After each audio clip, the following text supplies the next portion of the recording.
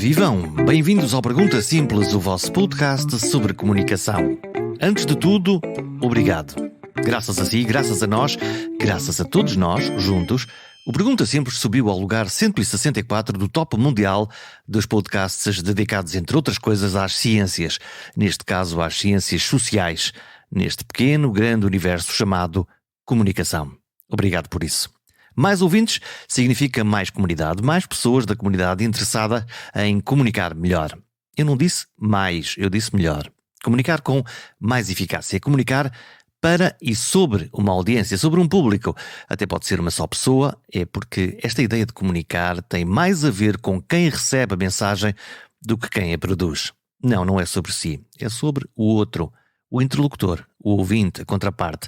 É por isso uma dádiva e não um exercício de ego. Não é sobre o eu, é sobre ti. Então, se for sobre nós, atingimos o primeiro objetivo, criar uma ligação. Por falar nisso, gostava de vos pedir que se ligassem, se ainda não o fizeram, que se juntassem à comunidade do Pergunta Simples. Então, mas não basta só ser ouvinte? Sim, basta, mas eu gostava de um pouco mais. Como é fácil, é mesmo muito fácil. Por exemplo, na página Pergunta Simples, pode subscrever por e-mail o podcast. E assim pode receber na sua caixa de correio sempre que houver uma novidade, por exemplo, um episódio novo. Mas, mais fácil ainda, há lá uns bonequinhos que ligam diretamente ao Spotify, à Apple ou à Google ou outras plataformas para poderem seguir gratuitamente o programa. Quais são as vantagens? É que por cada novo episódio aparece, por magia, no vosso telemóvel. Isso, descarrega no telemóvel diretamente, ou pelo menos faz um alerta. E ao seguirem o programa, os vossos amigos também vão saber disso e assim, aqueles que gostarem destas coisas da comunicação podem descobrir e juntar-se ao Pergunta Simples. Finalmente, ali ao lado direito da página, não sei se já repararam, há uns botões catitas daqueles que permitem partilhar nas vossas redes sociais ou via WhatsApp um episódio de que tenham gostado em especial. E o fim é exatamente o mesmo, que outras pessoas saibam que é um podcast sobre comunicação. Vamos ao programa? Vamos a isso. Já vos agradeci hoje? Obrigado.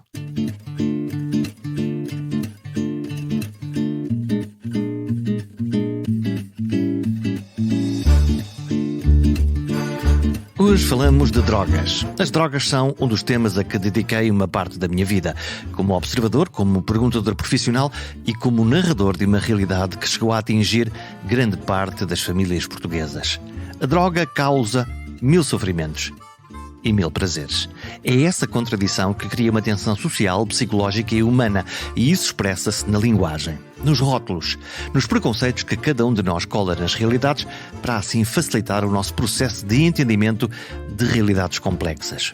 O fenómeno da toxicodependência tem todos esses matizes, do slogan antigo Droga, Loucura e Morte, ao livro da minha adolescência Os Filhos da Droga, Christian F. Lembram-se? Até à proximidade com o fenómeno na escola secundária, do mais inocente cigarro atrás do pavilhão desportivo, às dramáticas histórias de amigos que acabaram no caminho da toxicodependência pesada, do uso da heroína injetada, da cocaína ou das 1000 drogas sintéticas mais tarde. E a sociedade reagiu como em todo o mundo, ora isolando os toxicodependentes como culpados de todos os males do mundo, ora a acolhê-los como doentes para os ajudar. É que as famílias descobriram rapidamente que os toxicodependentes não eram uns alienígenas marginais, mas sim os seus próprios filhos. É nessa linha que Portugal inventa uma fórmula de sucesso reconhecida em todo o mundo. Redução de riscos, prevenção de consumos e recuperação de pessoas. Descriminalizar sem despenalizar. Combater o tráfico, mas ver os toxicodependentes como doentes crónicos. É esse olhar que trago hoje aqui pela voz de João Golão, médico de família, e face da equipa que tornou Portugal único a responder a um problema complexo, o problema da toxicodependência. Afinal, porque as drogas dão prazer e matam. Acabei por dedicar a minha vida profissional toda a esta área. Como disse, sou médico de família, comecei a atividade no Algarve, exatamente no momento em que os problemas relacionados com o uso de drogas em Portugal explodiram. Portanto, início dos anos 80, começou talvez um pouco antes. Nós vivemos durante muito tempo, enfim, umas circunstâncias em que o uso de drogas não era propriamente um fenómeno de massas, uma preocupação na sociedade portuguesa. Era um fenómeno muito ligado às elites, no fundo aos meninos ricos, os meninos das famílias ricas que tinham acesso a isto por um lado, e por outro lado lembro-me aqui, por exemplo, nas zonas, por exemplo, do Casal Ventoso, em que pescadores e filhos de pescadores ou de pessoas que trabalhavam no Porto depois também começaram a ter acesso às drogas. Mas era um fenómeno muito limitado. Sim. E no Algarve, como é que era? Claro que havia algumas bolsas de utilizadores de drogas, mas não era de facto um fenómeno de massas como veio a tornar-se mais tarde. E estou a falar sobretudo antes de 25 de Abril, não era propriamente uma preocupação. Com uma sociedade muito controlada, com a dificuldade de circulação dos cidadãos, enfim, não era fácil viajar para o estrangeiro, também não éramos um destino muito sexy para o turismo, de maneira que vivíamos aqui isolados e com pouco acesso a drogas, com a omnipresente polícia política, com a censura, enfim, todas as limitações, e isso de alguma forma constituiu uma redoma que nos foi protegendo de fenómenos que já estavam em evolução noutros países, nomeadamente em outros países europeus. O que é que mudou?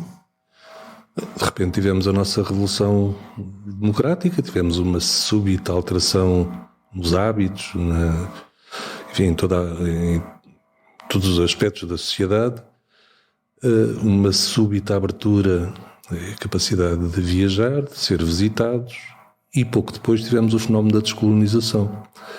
Ora bem, nos últimos anos do fascismo, nós vivemos uma guerra colonial para onde a esmagadora maioria dos jovens do sexo masculino eram enviados, a maior parte dos quais contra a sua vontade, e lá, nesses países, nas então colónias, o uso de substâncias, nomeadamente cannabis, era muito acessível e foi perfeitamente tolerado. Até porque havia uma guerra com mazelas psicológicas muito fortes e, portanto, era uma forma de sobreviver, não é? Sim, e de manter, eu diria que era tolerado pelas próprias autoridades militares e não só, como uma forma de manter as pessoas relativamente alienadas relativamente àquela guerra. O whisky era mais barato que a água e a cannabis livremente circulava com enorme facilidade. Quase uma subsidiação da alienação através das drogas? Sim. Alguma coisa semelhante àquilo que aconteceu com os americanos no Vietnã.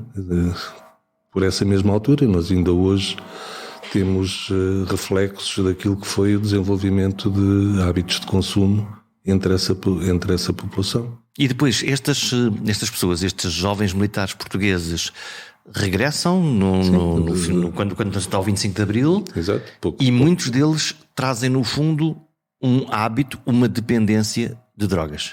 Certo. Pelo menos o hábito de usar. E trazem esse hábito, trazem verdadeiramente toneladas de cannabis quando regressam. Na bagagem? Na bagagem. Não só os soldados, também os colonos. Portanto, há uma súbita acessibilidade a produtos de cannabis no mercado português.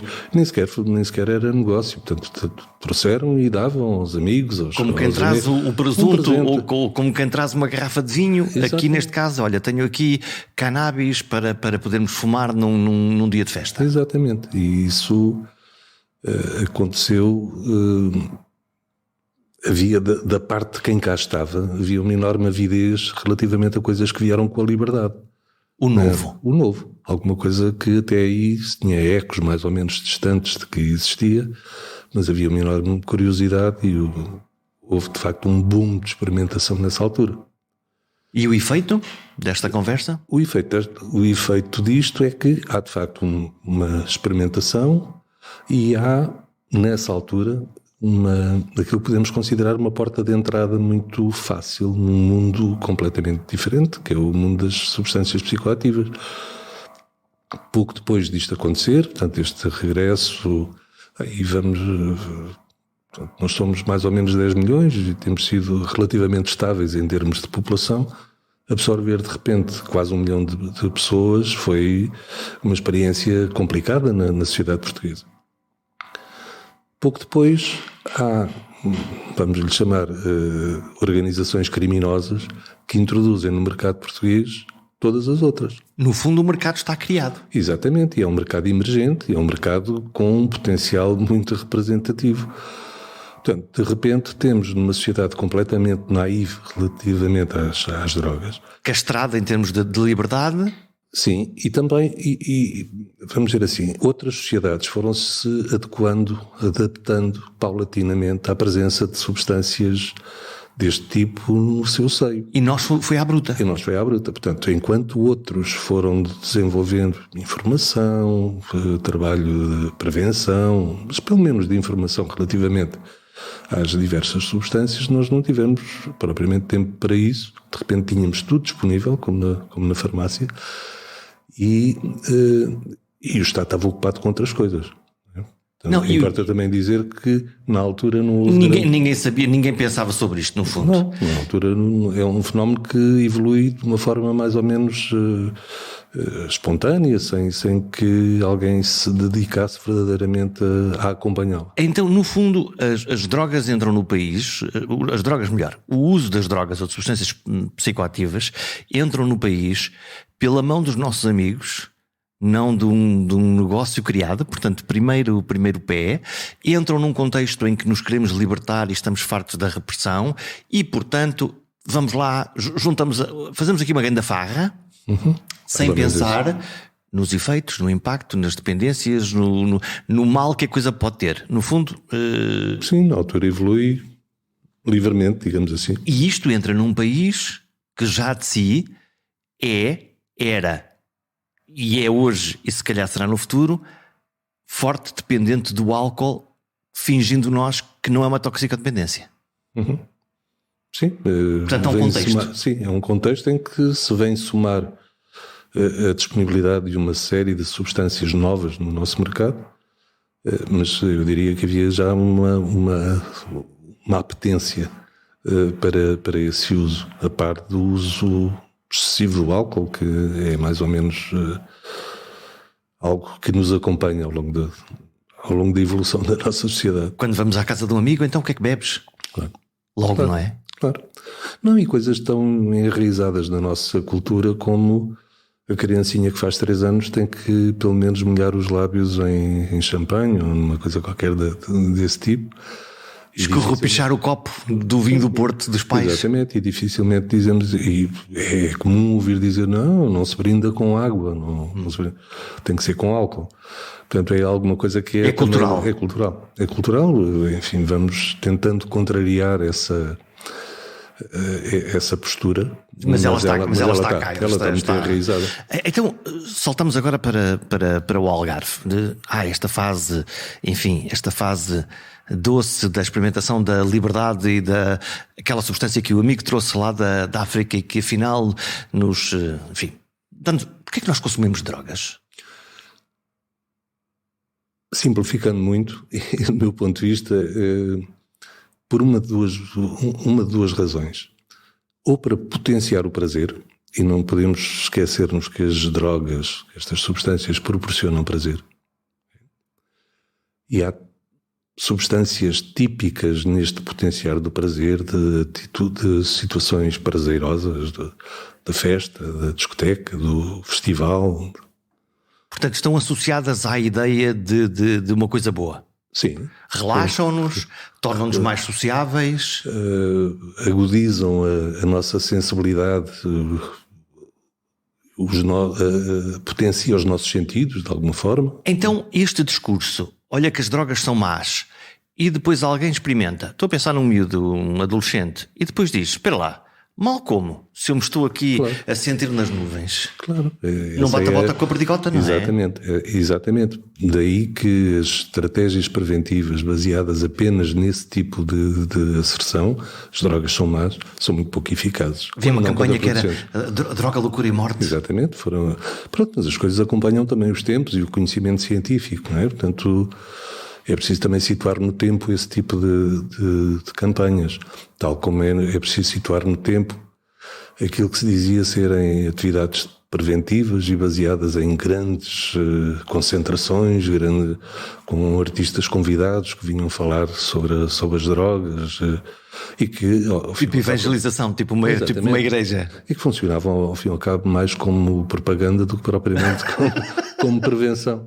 Vamos lá ao concerto e aproveitamos e fumamos alguma coisa que isto... Não, hoje esse tipo de estratégia está praticamente abandonado, até porque se percebeu que em muitos casos era contraproducente.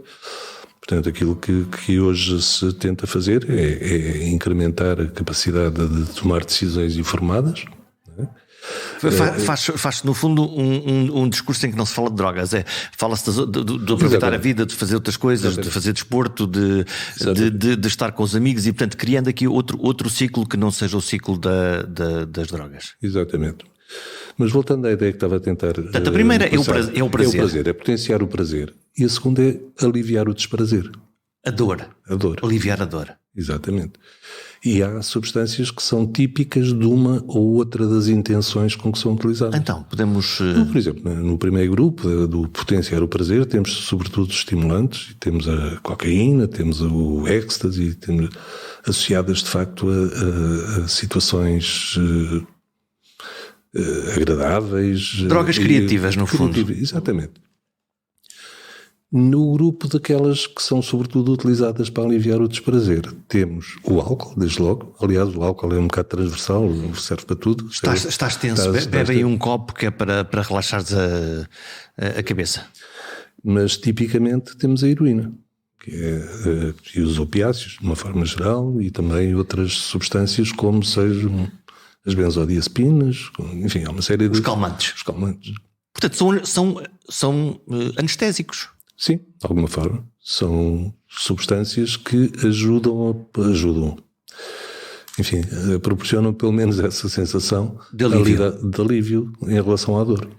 Quando passa o efeito, a pancada é maior ou não? Depende, há vários tipos de substâncias e com os opiáceos, por exemplo, acontece que somando à dependência ou à compulsão, ao uso repetido, instala-se uma dependência física que impele as pessoas ou que força as pessoas de alguma forma a continuar a consumir, porque na ausência de consumo sofrem. Tem o chamado síndrome de privação, ressaca. Então, e como é que se quebra esse ciclo? Pois essa é a pergunta, não é? Essa é a pergunta e altera-se isto mediante, primeiro que tudo, as condições de vida que de alguma forma compelem a pessoa a usar substâncias com este objetivo. Vamos em busca da causa das coisas. É aquilo que será desejável para que um processo de alteração do estilo de vida seja bem sucedido. É fundamental que as condições que subjazem a este uso sejam alteradas. Então, neste tempo em que olhamos para a economia só, inflação a subir, pessoas já neste momento já com dificuldade de comprar coisas, o que significa que a economia se vai afundar, por aí fora o aumento do desemprego, subida das taxas de juro, uma crise tem aí uma receita quase perfeita para abrir campo a mais clientes que precisam do alívio desse sofrimento, ou não? Tal qual. Exatamente isso. Isso está estudado? Isso está estudado e isso permite. Nós temos experiências prévias relativas ao impacto de crises, e já recentemente vivemos a crise da dívida soberana. A Troika, 2011, 2012. Exatamente. Depois tivemos este momento complicado da pandemia, que também teve impacto ao nível dos consumos e ao nível dos comportamentos aditivos e dependências no seu geral. E agora aquilo que antecipamos é o impacto desta crise que aí está ou que aí vem, que pode conduzir de facto mais e mais pessoas a terem comportamentos deste tipo. Portanto, pessoas com mais sofrimento logo que vão recorrer ou que vão recair? Um pouco dos dois. Como é que os encontramos? Como é que os apanhamos? Olha, vou-lhe falar um pouco daquilo que aconteceu na altura da crise da dívida soberana. Nós tivemos, enfim, penso que é reconhecido um sucesso bastante significativo na redução, sobretudo dos consumidores da substância que em Portugal teve maiores impactos, que foi a heroína. Em heroína e em injetável. Injetável. Portanto, com o uso de Sim. seringas. Aliás, Sim. o programa das trocas de seringas nas farmácias é provavelmente um programa onde a relação entre uma decisão política e a sua execução na saúde pública teve um impacto na descida quase automática dos VIH, das hepatites, por aí fora, vem tudo por aí abaixo. Exato. Portanto, esse impacto foi muitíssimo significativo. O programa de troca de seringas foi instalado bastante precocemente, até no contexto europeu, foi em 93, por iniciativa da saudosa professora Odete Ferreira. E teve, de facto, um impacto muito significativo, a par daquilo que foi possível desenvolver também em termos de outras respostas. A criação de uma rede de cuidados dirigidos aos utilizadores de drogas, o desenvolvimento de programas de substituição opiácea, com metadona, por exemplo. Uma rede de acolhimento, no fundo. Uma rede de acolhimento, uma rede de tratamento que é verdadeiramente complementar, construída de forma complementar entre as respostas públicas, sobretudo de ambulatório, e as respostas privadas, sobretudo de internamento, comunidades terapêuticas, por exemplo. E com isto tudo conseguimos de facto inverter uma situação. Chegamos a ter, ou estimamos, que possamos ter tido, alguns na década de 90, qualquer coisa como 1% da população portuguesa a usar heroína, sobretudo pela via injetável. 1% da população? 1% da população, 100 mil pessoas. Isso é um número absolutamente avassalador. E conseguimos, de facto, inverter esses números. E conseguimos isso com um programa integrado, com uma abordagem integrada, com prevenção, que foi evoluindo no sentido que já falámos, com oferta de tratamento, num primeiro momento, a todos aqueles que o procuravam espontaneamente, e num segundo momento, permitindo-nos fazer uma busca ativa, uma aproximação ativa às populações mais desorganizadas que não vinham espontaneamente procurar. Estou a pensar, por exemplo, no bairro do Casal Ventoso, onde, no fundo, muitos daqueles toxicodependentes estavam quase deitados no bairro a consumir diariamente. Não os senti, na altura, com grande motivação para ir ali a uma carrinha do Instituto das Drogas da altura pedir ajuda. Mas isso aconteceu na prática, portanto, houve uma intervenção concertada. Como? Como é que se conseguiu convencer? Na altura, a Câmara Municipal decidiu, vamos acabar com isto. Isto é uma chaga, uma vergonha. Jorge Sampaio presidente? Não. João Soares. João Soares. E pronto, o Casal Ventoso era frequentado diariamente por 5 mil pessoas que ali iam ou para consumir ou para abastecer, para levar. Portanto, era o maior supermercado de drogas da Europa.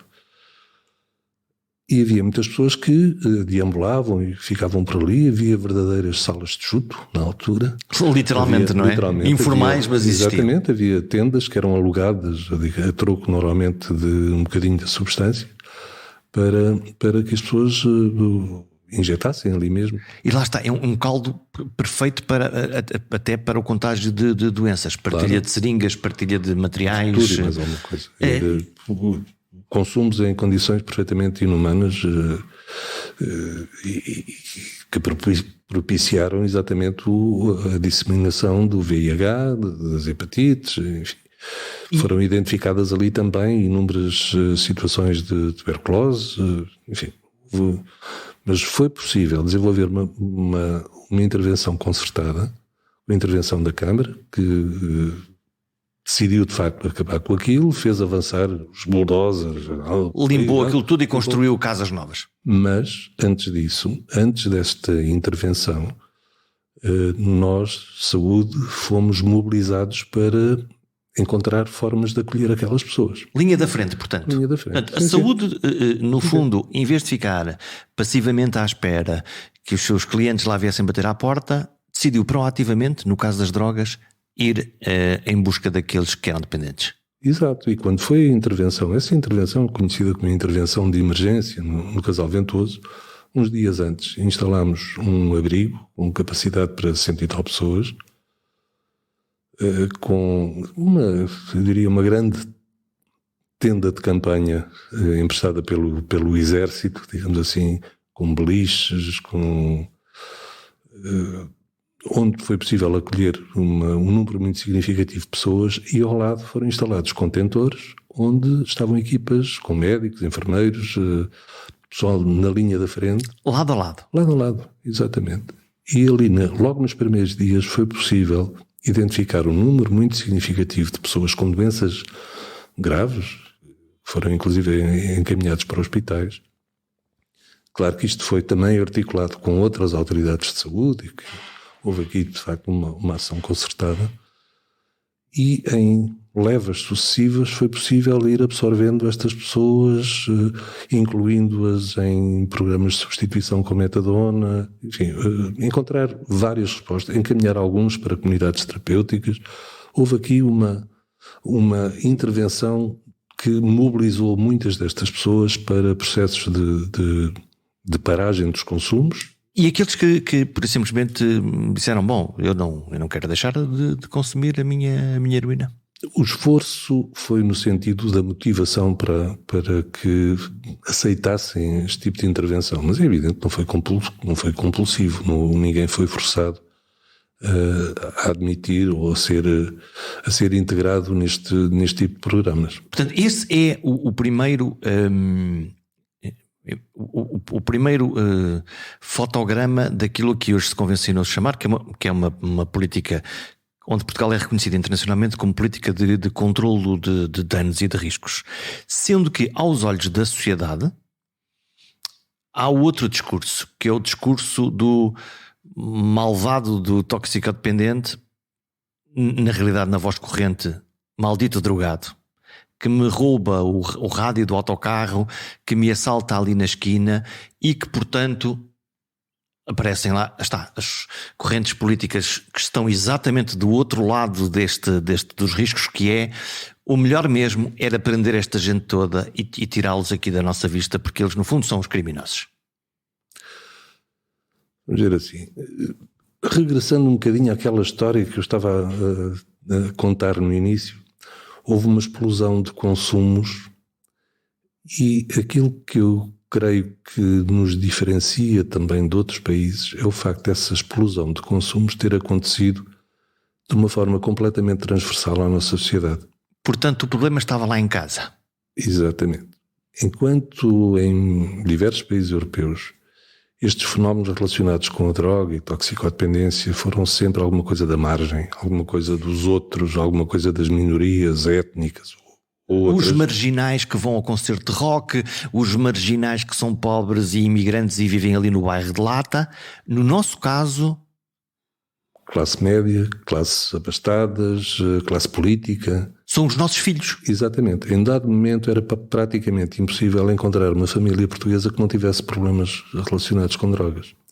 E isto, de alguma forma, e no meu entender, moldou o nosso mindset, como a nossa compreensão relativamente a isso. Podemos imaginar uma senhora de classe média, eventualmente a conversar com o padre, ou vamos imaginar confissão, e confidenciar que o meu filho assim assado, mas o meu filho não é um criminoso, o meu filho é uma pessoa que precisa de ajuda. E isto de alguma forma proporcionou em Portugal uma atitude diferente daquilo que acontecia noutros países. Há uma humanização do discurso, não há uma frieza, não há uma externalização? Exatamente. Nessa altura, pelo menos, o discurso era muito moldado e condicionado por experiências pessoais, familiares que as pessoas tinham. Mas há uma flutuação ao longo do tempo, isto é, há momentos em que, e estes fenómenos, recentemente o Presidente da Câmara do Porto falou deste tema, manifestando a sua preocupação mais pelas seringas espalhadas e por aí fora, mas dizendo muito claramente que, enfim, que isto estava demasiado livre e que se calhar era preciso tomar uma qualquer medida repressiva. Não sei se ele falou exatamente de criminalização ou não. Portanto, voltei-me a este discurso menos, enfim, menos da saúde, menos de acolhimento ou de reação à preocupação, é mais agressivo. Sim, é verdade. É verdade. Isto tem a ver com a eficácia também do sistema, tal como está montado. Porque vamos ver assim, uma componente que ainda não falámos das nossas políticas, que é porventura a mais conhecida a nível internacional e mais badalada, digamos assim, que motiva o maior número das visitas de delegações estrangeiras. Vem cá ver? Vem cá ver. O que é que eles vêm cá ver? Vem cá ver a descriminalização. Como é que nós operacionalizamos a descriminalização do uso de drogas? Que é uma componente da nossa estratégia de 99, conduziu à aprovação da lei da descriminalização, que aconteceu em 2000, operacionalizada de uma forma completamente inovadora, digamos assim. E este quadro legal que temos é importante que seja dito e que seja lembrado. Usar drogas em Portugal continua a ser proibido. A descriminalização não correspondeu a uma liberalização do uso. Mas o consumidor... O consumidor não é criminalizado. O consumidor ou portador de substâncias ilícitas abaixo de um determinado limiar. Portanto, com um padrão de consumo e não de tráfico. Exatamente. Então, mas isso não é de alguma maneira uma contradição insanável entre, por um lado, é proibido, por um lado é proibido, por outro lado é criminalizado o tráfico, mas ao mesmo tempo é despenalizado o uso? Não é despenalizado o uso. Não é descriminalizado o uso. Sim, não é crime. Não é crime, mas é objeto de contraordenação. Então onde é que está a pedra de toque? Porquê que esse fino equilíbrio é tão interessante nesta questão das drogas, da toxicodependência? Esta solução, diria, imaginativa... À portuguesa, resulta do equilíbrio entre duas intenções ou da tensão entre dois polos. Por um lado, o desejo de colocar os problemas de consumo, eventualmente de dependência, ligados à área da saúde e do social. É um problema de saúde e social. E é claro. Ponto. Por outro lado, Portugal e a esmagadora maioria dos países do mundo são signatários de convenções no âmbito ONU que impõem um paradigma proibicionista. Temos que controlar o tráfico de droga. Exatamente. O tráfico e o próprio consumo. O uso fora de um contexto terapêutico destas substâncias deve ser penalizado. Então e como é que foi feito esse ovo de Colombo? Este ovo de Colombo corresponde ao fim e ao cabo entre a compatibilização entre estes dois valores. Ou seja, por um lado tem que ser proibido, mas em nenhum sítio das convenções se diz que tenha que ser criminalizado. Uhum. Portanto, se é proibido tem que haver sanções. Se há sanções, elas podem ser sanções administrativas. Ok, como uma coima, como... Exatamente, ou como uma longa lista de penalizações administrativas. Trabalho comunitário ou o que for. Tal qual, exatamente. Isto é uma habilidade jurídica maravilhosa. Exatamente. Que teve como efeito o quê? Olha, teve como efeito a forma prática como isto foi instalado no terreno, existindo já uma rede relativamente sólida de respostas de tratamento, de intervenções de proatividade, digamos assim, de aproximação às bolsas de utilizadores mais desorganizados, constituído pelas respostas de redução de risco e minimização de danos. A parte também do esforço na área da reinserção social. Tudo isto estava já relativamente desenvolvido no terreno. Encontramos aqui uma nova instância que faz a interface entre a redução da oferta, forças policiais... Os tribunais? Os tribunais também, mas neste caso não chegam sequer aos tribunais. Porque a triagem é feita na rua ou ao nível do consumidor, quando um utilizador, quando uma pessoa é interceptada por uma autoridade policial. No ato usando drogas no espaço público ou sendo portador de uma pequena quantidade. É identificado? É identificado, a substância ou substâncias é apreendida e se a pessoa tiver menos do que a tal quantidade que constitui limite, é encaminhada para a Comissão para a Dissuasão da Toxicodependência. Portanto, criou-se um caminho, e esse caminho é o encontrar, não deixar de dissuadir através da repressão do consumo, e vamos pegar nesta pessoa e vamos encaminhá-la para um sítio onde ela possa ser ajudada. Exatamente. Um sítio que tem a capacidade de aplicar sanções administrativas. Também. Mas que é um órgão, não é um tribunal da droga. Tem noutros países tribunais com procedimentos aligeirados, mais rápidos e mais... Quem é que trata disso? Quem é que faz isso? É pessoal de saúde. Portanto, estas comissões para a dissuasão da toxicodependência estão na dependência do Ministério da Saúde, são coordenadas por nós, CICAD, e têm profissionais de saúde, têm um sistema informático completamente independente daquele que é o da justiça ou das polícias, e que permite, portanto, vamos continuar o percurso desta pessoa. É identificada, tem uma quantidade inferior à tal, é intimada a apresentar-se na Comissão para a Dissuasão da Toxicodependência da sua área de residência, do seu distrito. Temos uma em cada distrito, mais uma na Madeira e mais nos Açores. Portanto, há uma força de lei que o obriga a ir? Que o obriga a ir, exatamente. É intimado pela polícia a apresentar-se no prazo de 3 dias, na tal comissão. E aí é acolhido por uma equipa técnica que colhe uma história pessoal, familiar, história de consumos. Portanto, já entrou no sistema de proteção e de resposta em saúde. Exatamente. É um sistema muito, eu diria, muito pouco formal, digamos assim. Qual é o sucesso dessas conversas? Muito elevado. Muito apreciável. O primeiro contacto é feito, de facto, esta história, há uma tentativa de um diagnóstico, diria, não necessariamente com um enorme rigor, mas uma diferenciação entre a condição de toxicodependente ou utilizador recreativo, ocasional. O miúdo que foi apanhado ali na rua com os amigos num dia de festa e que por acaso até nem é um consumidor. Mas vamos imaginar isso. Vamos imaginar exatamente esse miúdo. Porque isso, imagino que sejam a história. A esmagadora maioria. Lembro-me sempre quando há aquelas excursões ao sul de Espanha e depois a Guarda Nacional Republicana decide ali em Elvas ou noutro sítio qualquer mandar parar os autocarros todos em busca de exatamente quantidades de estupefacientes para consumo.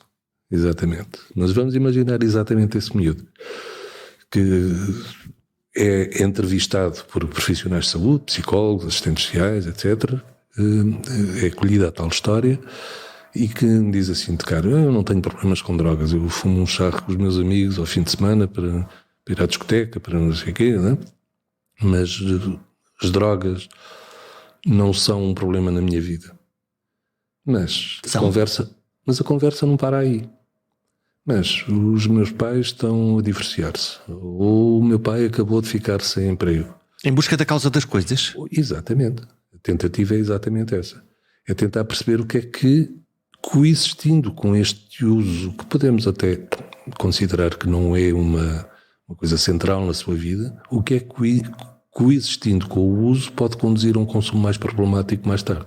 E aí sim é uma dependência numa lógica da droga mandar na vida da pessoa. Exatamente. Portanto, e aquilo que se pretende é evitar que este percurso seja completado, digamos assim, no sentido de o tornar verdadeiramente um dependente. O que é que faz a diferença entre uma pessoa, lá está, que tem esse consumo ocasional, enfim, um charro, para a passagem...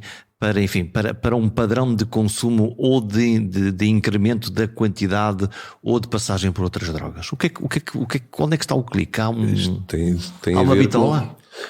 A bitola não é alguma coisa matematicamente estabelecida. Tem a ver com o nível de compulsão ao uso, do uso obrigatório. Eu, se não o fizer, eu tenho chamado craving, tenho ânsias, não consigo ter uma vida eu preciso mesmo. Eu preciso mesmo. Não é eu gostava ou apetece, eu preciso mesmo muito disto. Mas eu passo perfeitamente sem. Então, nós temos um paralelo que qualquer de nós tem relativamente ao álcool, por exemplo. Ou ao café. Nós, no início desta conversa, não é? Então queres um café assim, quer dizer, com qualquer toxicodina não bebia um café. Então, lá está, é isso. Há aqui um clique imediato, não é? Se não houver o café, claro, se não houver o café, não acontece nada, não é? Claro. É só isso. Claro. E bebes um copo, se não beber, a maior parte de nós passa sem ele. E um alcoólico não, um alcoólico no outro dia de manhã está logo com vontade. Pode estar com vontade de.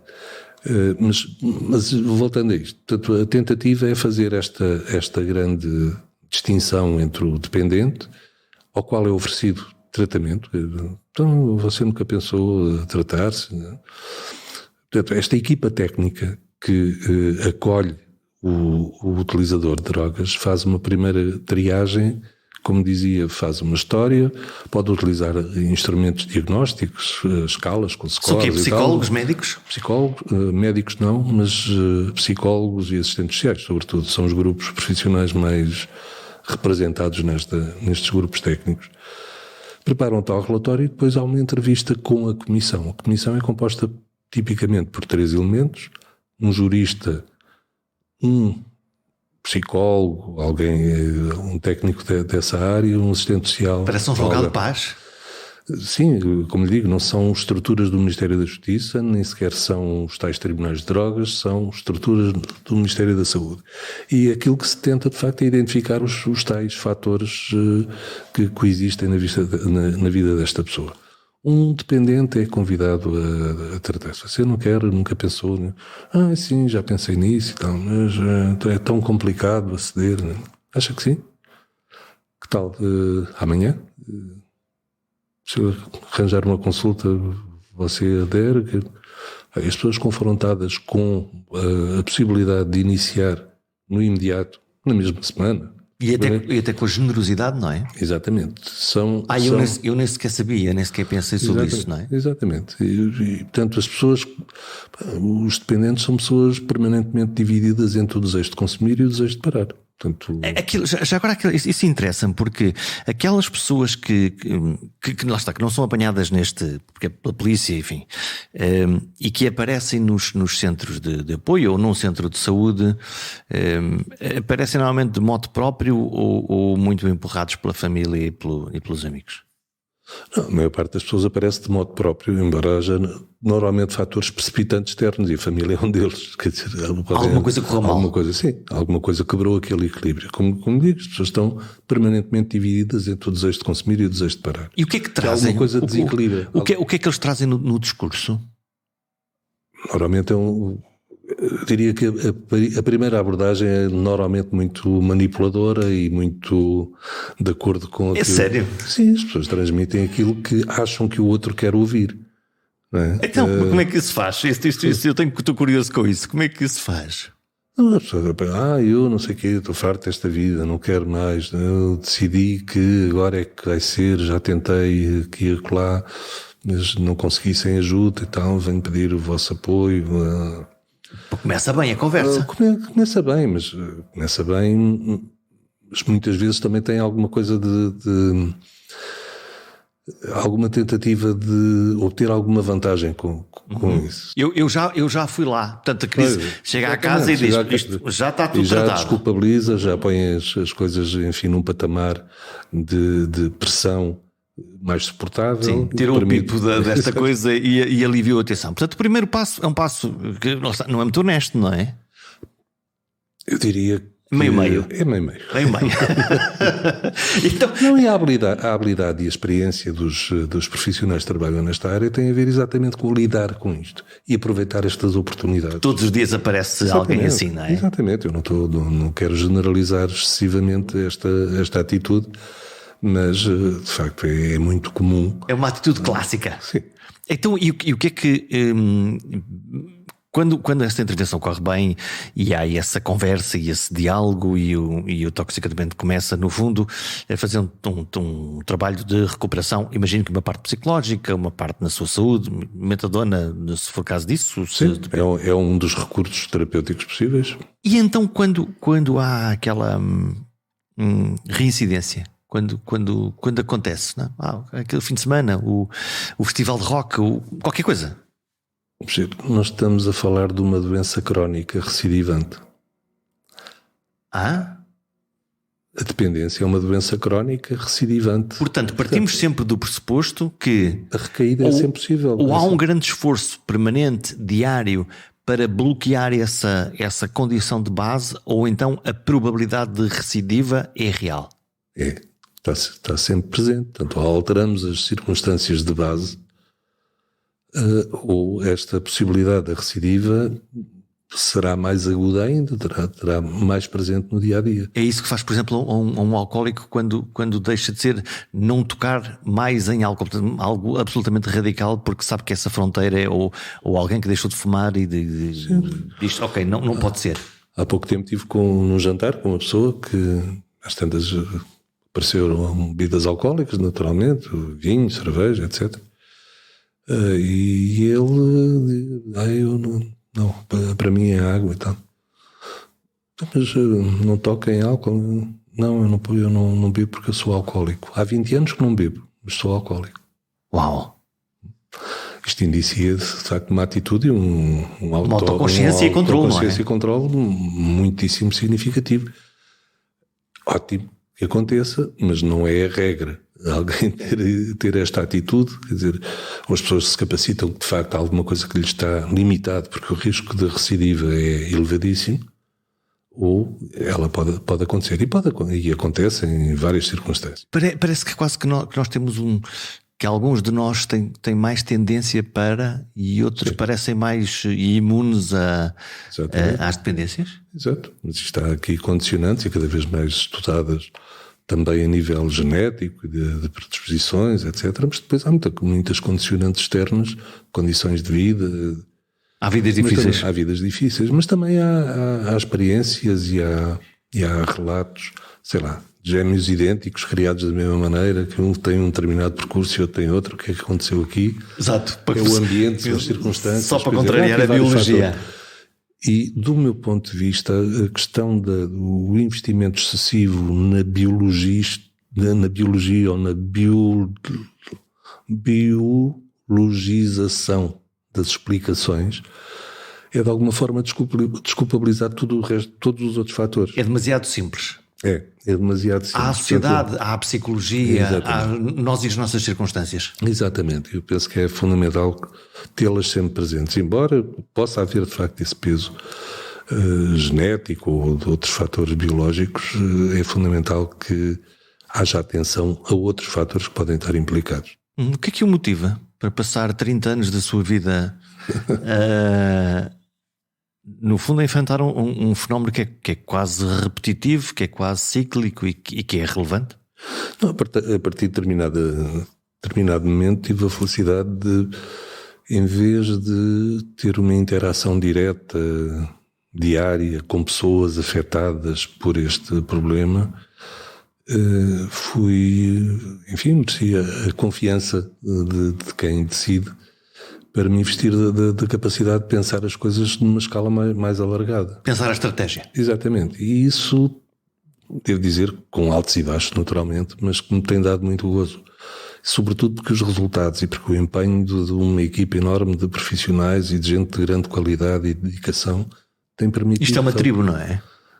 Mais ou menos, mas é uma tribo infelizmente cada vez mais reduzida, porque em dado momento as autoridades responsáveis, nomeadamente os ministérios, os diversos gabinetes, foram tendo a percepção de que este era um fenómeno sob controle. E portanto podia-se desinvestir. Em 97 a droga e a toxicodependência eram a primeira preocupação dos portugueses. Era o que é que o preocupa? E portanto os políticos alertam. Claro. Daí decorreu a criação da primeira Estratégia Nacional de Luta contra a Droga, em 99, que incluiu a tal descriminalização, e depois houve resultados muito significativos, e em dado momento... Deixou de ser um problema, ou passou a ser veio por aí abaixo, quer dizer, não era... Desculpe dizer assim, não era a primeira bola a sair do saco quando se perguntava a alguém o que é que o preocupa em relação ao futuro dos seus filhos. Logo os decisores dizem, ok, está sob controle, agora vou pensar noutra coisa que é a preocupação dos portugueses, que é outra qualquer. Exatamente, que é o desemprego, enfim, outra coisa qualquer. E foi havendo um desinvestimento progressivo nesta matéria. A dado momento, nós podemos dizer assim, e podemos até admitir que o dispositivo montado para enfrentar os fenómenos relacionados com o consumo de heroína até estava sobredimensionado. Até porque, lá está, as agulhas saíram de moda, não é? Sim, as agulhas saíram, a SIDA veio por aí abaixo, as mortes por overdose vieram por aí abaixo. Vieram as drogas químicas, Sim, mas felizmente não as substituíram em termos de importância, digamos assim, mesmo no nosso mercado. Ok. Nós, em dado momento, tivemos um grande alerta social em torno das novas substâncias. Os êxtasis, sim. Sim, e os sucedâneos que foram acontecendo a partir daí. Aqui no continente não assumiu a importância que se temia, mas, por exemplo, nas ilhas é o principal problema atualmente presente. Porquê? Por causa da ligação aos Estados Unidos? Não, eventualmente até de uma produção local, uma vez que há um menor acesso às drogas clássicas que são necessariamente importadas, as heroínas, cocaína. Fabrica-se num laboratório caseiro e é mais fácil. Em qualquer vão de escada que se produz, e isso tem causado, nos últimos anos, um grande alerta social. Até pela adulteração que é fácil nestas coisas. Exatamente. Mas voltando, foi caindo no ranking das prioridades sociais e políticas. Eu diria que não houve um corte no orçamento, mas houve um emagrecimento.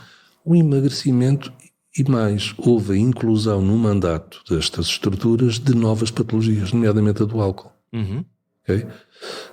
A dado momento... O caderno de encargos subiu muito, não é? Subiu, e mais recentemente subiu com outros comportamentos aditivos, nomeadamente com o jogo, com a dependência dos ecrãs. Também lá está? Também lá está.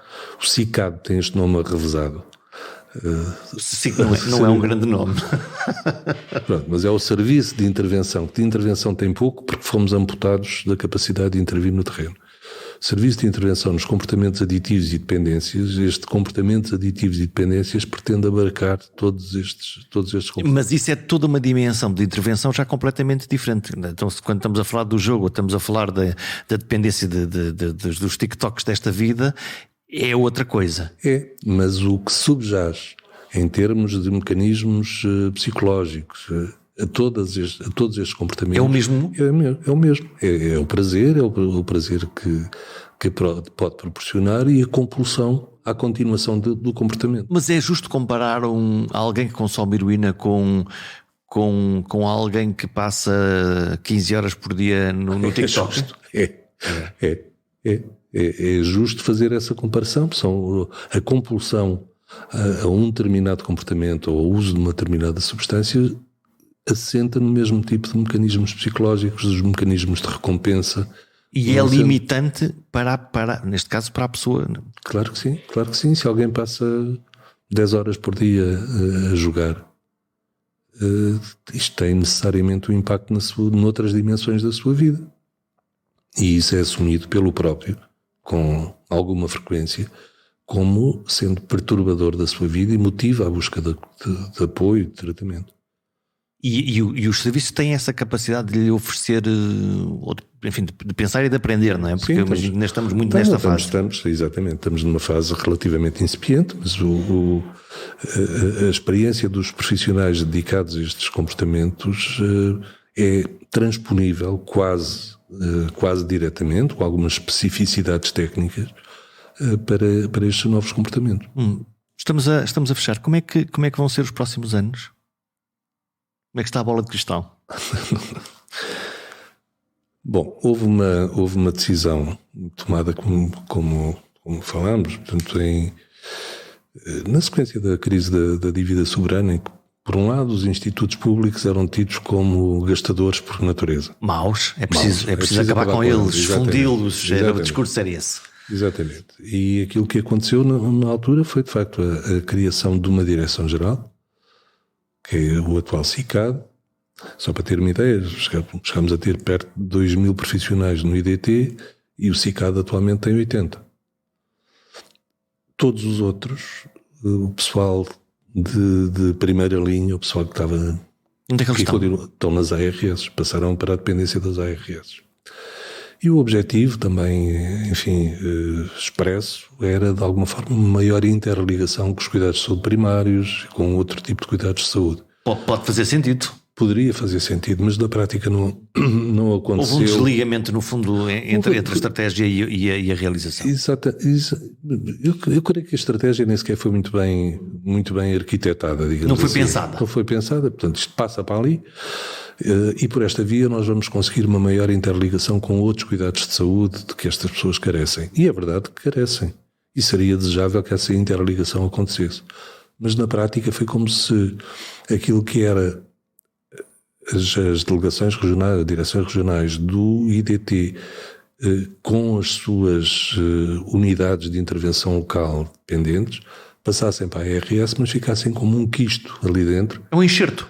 Exato, que nunca interpenetrou verdadeiramente com o restante tecido das unidades, Portanto, os ACEs. isto é quase uma terra de ninguém, porque, por um lado, que se quebra essa ligação com a coordenação estratégica. Exatamente, e por outro lado, a criação de uma série de entropias nesta relação. Daí que, e consta do programa do atual governo, e estamos a trabalhar nisso, a reconstituição de um organismo único que congrega a capacidade de desenhar as políticas e de as executar no terreno. Portanto, aquilo que voltar a lubrificar a máquina. Exatamente. Não necessariamente com um desenho igualzinho ao IDT, mas aproveitar com a experiência.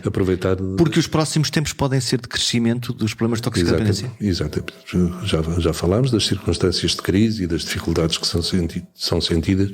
Há bocado começámos a falar da crise da dívida soberana e do impacto que teve nos comportamentos. Uma das componentes importantes da estratégia anterior tinha a ver com a reintegração social. Sim. Com a reintegração, nomeadamente a existência de um programa de discriminação positiva para o emprego de toxicodependentes em tratamento, era o programa Vida e Emprego, ao abrigo do qual foi possível colocar e arranjar empregos.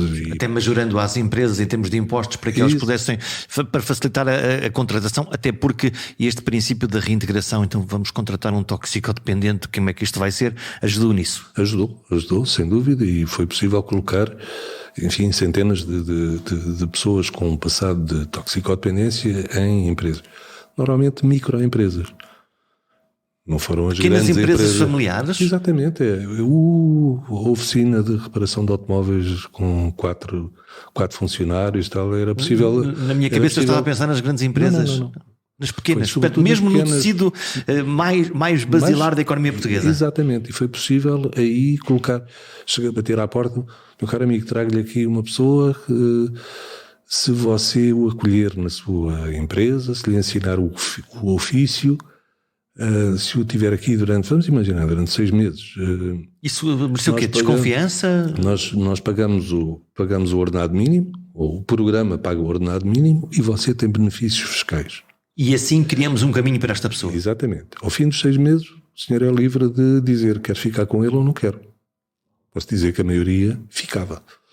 Porque tinham esses tais 6 meses. Cumpriu-se verdadeiramente a lógica da reintegração social e económica, neste caso. Exatamente. Era possível, de facto, ganhar a confiança do patrão, aprender o ofício. Era preciso também preparar de alguma forma, isto só era possível em pequenas empresas e microempresas, dizer assim, olha, o senhor vai ter que se preparar para o facto que esta pessoa vai ter dificuldade em cumprir horários. A dimensão de tempo é uma das mais complicadas de recuperar por parte de pessoas com este tipo de ganhar um hábito e uma responsabilidade das suas obrigações. Exatamente. Por favor, avalie-o ao fim da semana em vez de avaliar ao fim do dia, porque ele se calhar vai chegar meia hora mais tarde ou vai querer sair uma hora mais cedo. E depois vai compensar no outro dia. Portanto, vamos dar aqui alguma flexibilidade. Portanto, as empresas, os empresários eram acompanhados por profissionais que faziam esta... Passaram a ser agentes ativos de recuperação de pessoas, não é? Exatamente. Agora, vem a tal crise da dívida soberana. Muitas destas pessoas tinham organizado a sua vida em moldes novos, constituído família, comprado casa ou arranjado, enfim... Fazendo a sua vida. Fazendo a sua vida. De repente, estas microempresas... Faliram. Ou passaram por enormes dificuldades. E as primeiras pessoas a serem dispensadas naturalmente, e temos que assumir que é um bocado assim, a escolha era dispensar as pessoas admitidas há menos tempo. Há menos tempo. Então que um novo ciclo negativo neste caso. Exatamente. De desintegração, literalmente. Exatamente. E muitas destas pessoas, na altura, nós tivemos uma subida em flecha das recaídas na heroína. Grande parte destas pessoas foram as que ficaram às quais foi tirado o tapete. Ficaram sem chão. Ficaram sem chão. Portanto, é importante também aprender com esta. Por um lado, eu diria que este programa Vida e Emprego, baseado nas microempresas, necessitaria, e se um dia for possível reconstituir alguma coisa de semelhante, temos de ter um plano B. Temos que ter uma rede. Uma rede de segurança para quando a válvula da economia não estiver a funcionar. Exatamente. Esta é talvez dos aspectos menos bem conseguidos desta nossa estratégia, que tem a ver exatamente com a vulnerabilidade a fatores externos. Mas eu gostaria muito de voltar a ter um programa com características semelhantes, mas teria que ser organizado e ter a tal rede de segurança. João Galão, podemos fechar? Podemos. Ou ainda há uma coisa qualquer que é preciso? Não, estava-me a falar da bola de cristal. Eu quero saber, eu estou sempre à procura da bola de cristal. Não, tem a ver com isto. Portanto, num futuro próximo, quero crer que é um futuro próximo, porque estamos a trabalhar muito ativamente e em grande colaboração com o Gabinete do Ministro da Saúde, teremos a reconstituição de um organismo único com estas responsabilidades. E gostaria de ver também, a par dessa reconstituição, um reforço em meios humanos, porque nós estamos a ficar completamente à pele em termos de profissionais. As pessoas que entraram na minha altura... já estão a pensar na reforma, não é? Claro, estamos todos à beira da reforma, já saíram muitos por vários motivos, mas a reforma é um deles. E é preciso refrescar esta... Claro que sim, era importante que este corpo fosse reforçado agora, enquanto os mais velhos cá estão. Para não deixar cair a experiência? Exatamente, para poder transmitir, por um lado, a experiência e por outro, a atitude. Eu há bocado falei-lhe nas visitas dos estrangeiros que vêm cá ver como é que funciona a descriminalização. Eles vêm todos interessados na dissuasão, como é que isto funciona, quando se foi embora o que eles referem é a atitude de respeito que puderam testemunhar por parte dos profissionais que trabalham nesta área relativamente aos seus clientes em quaisquer circunstâncias. Portanto, respeito pela pessoa. O fator X é a parte da organização, é o ovo de Colombo da descriminalização e depois a interpretação na cozinha de quem sabe disto. Sim, eu diria que esta tal atitude de respeito e de apoio, de suporte à dignidade das pessoas em todas as circunstâncias é de facto determinante para o sucesso que temos tido. O tempo é de reconstrução da estratégia de resposta à toxicodependência. Suspeito que, com o agravar da crise económica, o fenómeno do consumo das drogas vai ter um aumento significativo nos próximos anos. As crises criam desamparo e algumas drogas oferecem anestesia para as dores da alma. É um caminho curto para se ficar dependente, com um preço social e humano relevante, como todos já sabemos. Até para a semana.